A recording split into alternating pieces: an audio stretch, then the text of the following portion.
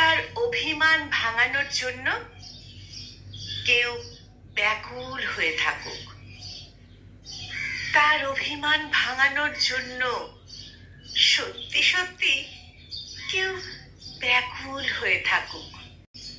প্রচন্ড অভিমানে সব কিছু থেকে নিজেকে গুটিয়ে রেখে নিজেকে আড়াল করে রাখে। সে চায় কেউ আড়ালে থাকা মানুষটাকে খুঁজে বের করুক। মানুষ সব সময় নিজেকে প্রিয় মানুষটার কাছে স্পেশাল হিসেবে থাকাটাই পছন্দ করে। খেয়াল করে দেখবেন, মানুষ যাকে মন থেকে ভালোবাসে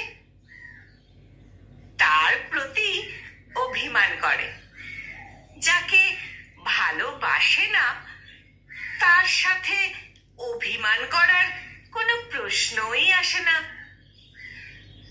আর তাই একটা মানুষ যতই অভিমান নিয়ে বসে থাকুক না কেন, কারণ মানুষ চায় তার অভিমান ভাঙানোর জন্য কেউ ব্যাকুল হয়ে থাকুক, তার অভিমান ভাঙানোর জন্য কেউ ব্যাকুল হয়ে থাকুক। সংকলিত এই মোটিভেশনাল কবিতাটির কণ্ঠ প্রয়াসে আমি নিবেদিতা।